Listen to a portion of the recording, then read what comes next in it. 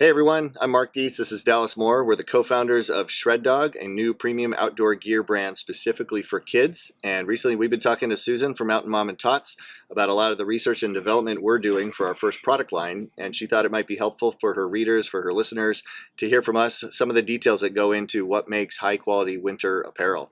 We're going to get into a few of the specifics in just a second, but at that highest level, Dallas, what are some of the first things that parents should look at? When you're setting up your kid with their winter gear, we typically recommend a layering system, which would include a wicking next to skin base layer. And so that's, some parents may just reach for the cotton shirt in the drawer. I'd highly recommend against that because cotton's going to retain moisture and it's not going to retain any heat and it takes forever to dry. And then you have your insulation piece, which is creating the majority of the warmth. Then you have your hard shell, which is your barrier against moisture. Absolutely. Specific to that hard shell and pants, obviously too, one of the key things is how waterproof it is, right? Whether you're skiing, snowboarding, slush conditions, rain, etc. Parents often read fully waterproof, water resistant. How should they decipher, those differences? So when someone's saying fully waterproof, that means that they have a waterproof breathable membrane. They have seam taping, and to be fully waterproof, it has to be fully seam sealed.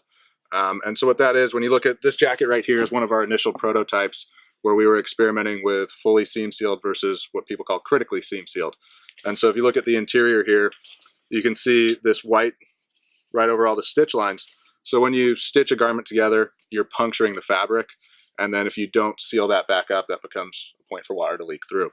So this is what seam tape looks like. It'll come in various different colors. And then on this seam, this was where we were experimenting with critically seam sealed. So this is not seam sealed. So this would be a potential leaking point. And some brands will go the critically seam sealed route to save some money. We've elected to go fully seam sealed to make a fully waterproof product. Right, exactly. Going beyond the seam sealing, there are different performance levels of waterproofing. Breathability comes into play.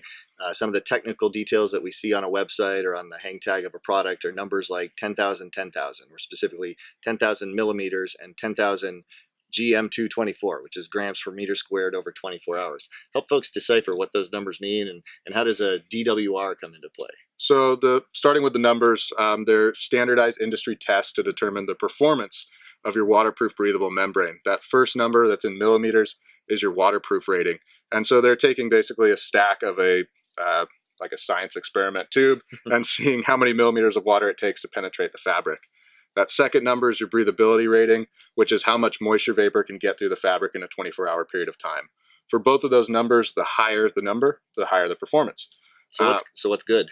Well, industry standard right now for kids is around 10,000, 10,000.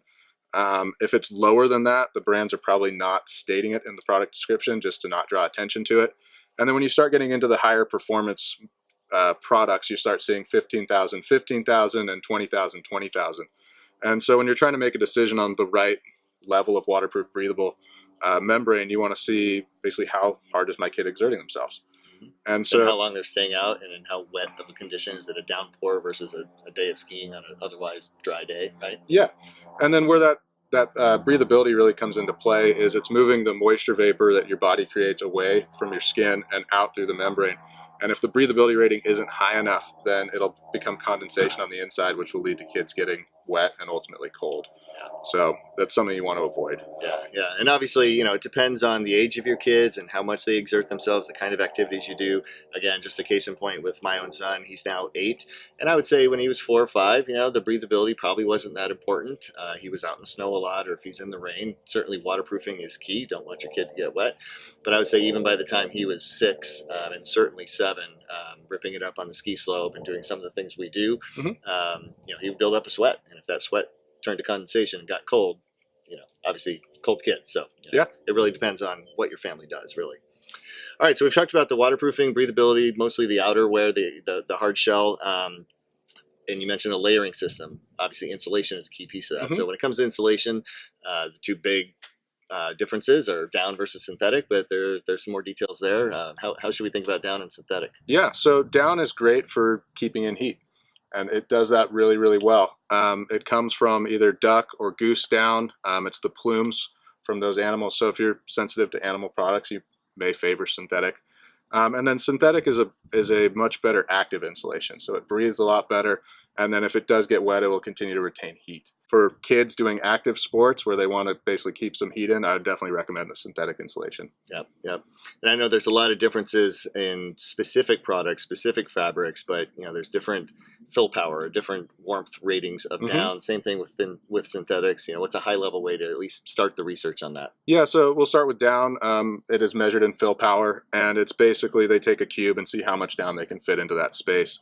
And like we were talking about with the waterproof, the more the better. Industry standard. Well, the more the warmer. It may not be better if you don't need it to be that warm because then it's too hot. Correct. And then there's obviously different levels of quality of down. There's duck down and goose down. Like we mentioned before, goose down is typically higher quality, higher performance, but is also more expensive. And then transitioning over into the synthetic insulation, just to give you guys an idea of the different weights, somewhere in the 40 to 60 gram weight is going to be your lighter insulation. So spring, summer, you just want something to just kind of take the edge off.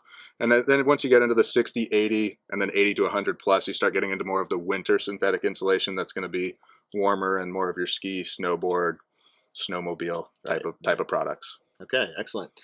So that's a few of the key factors to look at. Obviously, there are more. If you have other questions, feel free to reach out to Mountain Mom and Tots in the comments to this post. Reach out to us directly or head over to shreddog.com. We have a blog as well where we're starting to explain some of these things that we're building, and we're happy to answer any other questions you have. Have a great day, and we'll see you outside. Thanks.